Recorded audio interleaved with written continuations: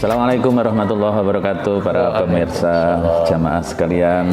Seperti biasa pada pagi hari habis subuh kita bikin gosip-gosip bertematik. Sehat Pak Nyadi ya? Alhamdulillah. Alhamdulillah. Nah, kita masih melanjutkan kaitannya dengan ini Pak Nyadi tentang ngadopsi anak dan lain-lain.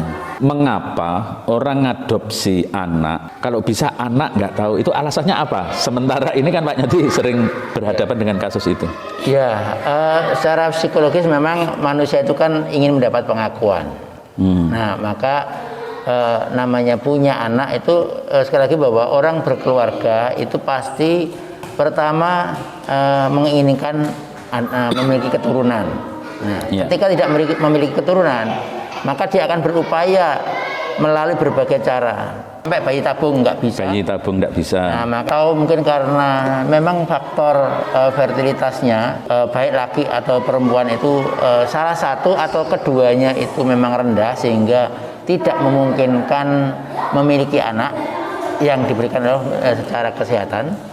Maka dia akan menempuh jalur lain. Nah, jalur lain itu antara lain adalah dengan cara mengadopsi anak.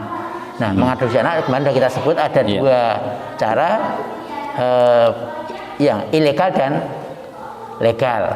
Nah, kemudian dari ilegal dan legal itu sendiri nanti juga ada kalau yang ilegal, nah biasanya cenderung untuk menghilangkan asal usul anak yaitu dengan menghilangkan nasab.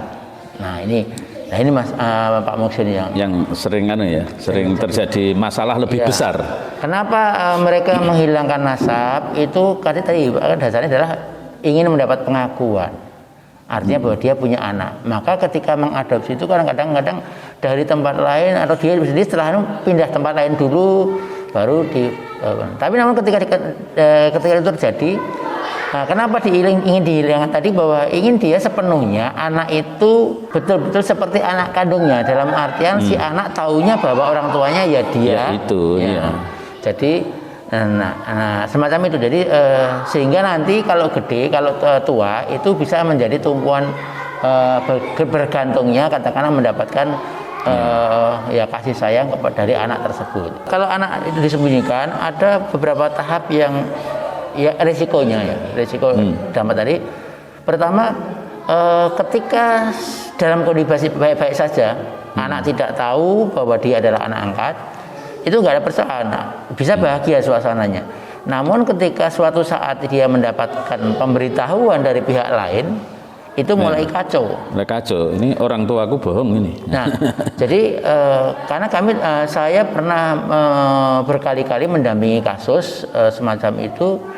Misalnya anak diambil dari rumah sakit, kemudian dengan cara cara ilegal kesepakatan hanya pemilik bayi sama penerima itu ya mungkin. Kemudian bahkan kelahiran pun sudah berubah menjadi anak kandung.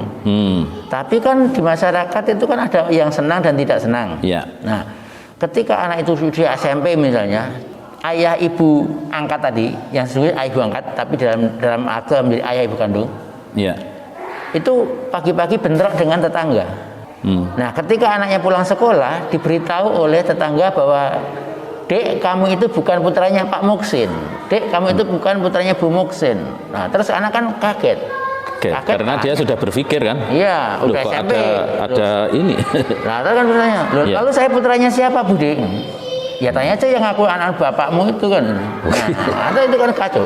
Maka anak itu kan akan secara psikis dia langsung berarti Pak Muksin, Bu Muksin bukan bapak ibuku. Nah ini kan ini secara psikologis dia langsung shock. Stres berat. Maka sejak hari itu juga anak sudah mulai bahwa aku bukan anak dari bapak ibu Muksin, misalnya seperti itu. Itu dampak dari orang tua yang adopsi anak itu secara ilegal, dia secara ngaku ilegal seakan-akan menjadi anak kandung betul gitu. Nah, ketika mendapat pemberitahuan dari pihak lain, itu akan terjadi seperti itu. Itu kan intinya persoalan ini berarti kan dia memutus nasab. Itu kalau ini menurut kajiannya Pak Nyadi saya kira selain mengkaji tentang hukum positif negara juga hukum agama. Nah, kalau menurut Pak Nyadi memutus nasab model seperti itu secara agama itu seperti apa? Ya jelas itu dosa besar karena Dosa besar, ya dosa besar. Silakan nanti para pemirsa itu membuka surat Al-Ahzab 4 dan 5. Al-Ahzab 4 dan 5. Iya. Itu larangan menghilangkan nasab. Dan itu kalau nanti di dalam hadis Rasulullah ditegaskan bahwa orang yang menghilangkan nasab itu adalah haram masuk surga. Kenapa seperti itu? Nah, ketika dikaitkan dengan anak tadi, gonjang tadi, kan dia bimbangnya kenapa? Ketika berdoa tadi dia menjadi, loh yang saya doakan selama ini berarti bukan bapak ibuku. Iya, padahal sejak usia dia, PAUD sudah diajarkan doa itu wajib. Nah, itu dari doa itu wajib. Pagi doa, siang doa, habis sholat harus disuruh doa. Nah, dia akan menjadi bingung. Siapa nama ketika dia ini secara dampak ketika dia ketemu bapaknya, bertanya bapak ibunya tadi, siapa sebenarnya bapak ibuku? Bapak ibunya pasti tidak akan berani mengungkapkan siapa dia sesungguhnya. Nah, di sini anak mulai lebih protes lebih besar lagi. Nah, anak ini akan melacak. Iya, remaja itu kan sudah mulai keinginan tahunya kan besar. Sehingga dia akan melacak ke rumah sakit mana, saya diambil dari mana, kapan, bla bla bla. Dia akan mencari menurut itu siapa sungguh yang melahirkan diriku kan. Jadi secara agama udah pasti itu pasti di Quran juga disebutkan, di beberapa hadis juga disebutkan bahwa memutus itu akan berdampak besar. Tidak hanya berdampak besar tapi juga dosa besar, ancamannya neraka. Ada enggak Pak dampak sosial dari orang randui anak rasanya nggak lengkap gitu ya. Dia mengadopsi anak secara ilegal itu. Pada dasarnya setiap manusia yang berkeluarga itu kan betul-betul menginginkan seperti orang lain punya anak untuk menjadi penerus lajur hidupnya.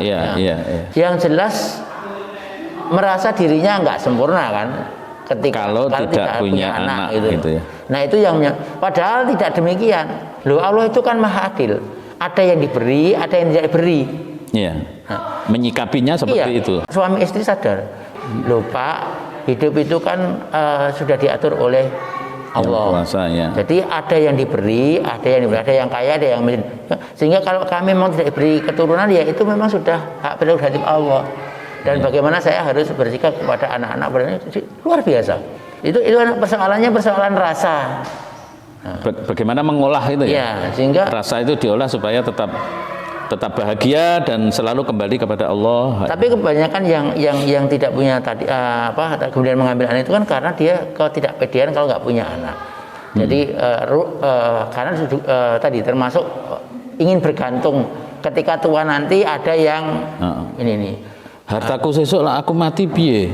Nah, harta kalau yang tadi yang bahagia itu toh bisa sebelum banyak juga sih saya punya pengalaman misalkan harta itu sudah diwakafkan sebelum mati. Ini masih ada satu lagi dampak psikologis ketika anak itu tahu bahwa ternyata bapak ibuku bukan dia gitu ya. Kira-kira dampak psikologis apa menurut Pak Nyadi sebelum tahu dan sesudah dia tahu? Nah, sebelum tahu jelas bahagia saja. Karena aku hidup sama bapak ibuku kandung gitu ya. Ya ketika tahu bahwa mendapat informasi bahwa dia bukan anak kandung dari pasangan bapak ibu yang membesarkannya, dia akan mulai mencari-cari siapa sesungguhnya bapak ibu. Yang lebih parah adalah ketika dia kemudian itu mulai berpikir, dia akan lari dari rumah itu. Dia mengancam, berani mengancam kepada orang tua angkatnya, kalau aku nggak diberitahu, aku akan minggat. Dia betul-betul meninggalkan rumah itu, tidak mau kembali karena dia ingin tahu siapa ayah ibunya. Iya, yang sesungguhnya gitu ya. Sementara orang tua angkatnya ketakutan kalau dia mengakui dari mana asalnya, maka dia akan terjerat hukum. Ya, yang jelas dampak psikologis saya kira remaja baru tahu bahwa ternyata dirinya itu orang tuanya bukan itu, saya kira dampaknya sangat berat ya. Kebanyakan adalah menjadi nakal dalam konteks perilakunya karena dia merasa bahwa di atas angin di sisi lain meminta apa-apa ingin dituruti, kalau enggak ancamnya minggat. Kemudian Iya sering murung, pokoknya Sering selalu murung, gitu ya. menjadikan bahwa dia mencari-cari terus. Gitu. Ya, kalau usia seperti itu ya, misalkan kan kalau nggak ada penjelasan secara jelas gitu kan banyak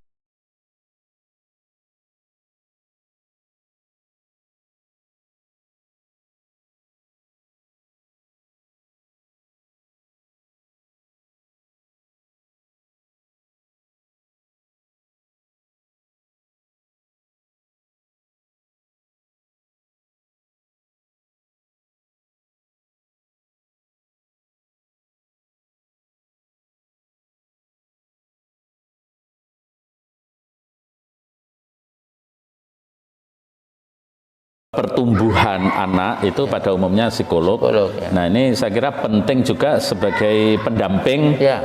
ngobrol ya secara terbuka sehingga kapan aku harus memberitahu anakku tentang bukan persoalan anakku. ini ya Jadi, supaya anakku bukan anakmu. supaya di keluarga itu ada keterbukaan antara orang tua dan anak. Nah kalau seperti itu secara terbuka saya kira bagus, nggak masalah. Nggak ada masalah gitu. Dia akan mencintai keluarga aslinya maupun keluarga. Para jamaah sekalian, para pemirsa, demikian pagi-pagi hari kita gosip-gosip tentang perlindungan anak dan semoga bermanfaat untuk kita semua. Assalamualaikum warahmatullahi wabarakatuh. Wah.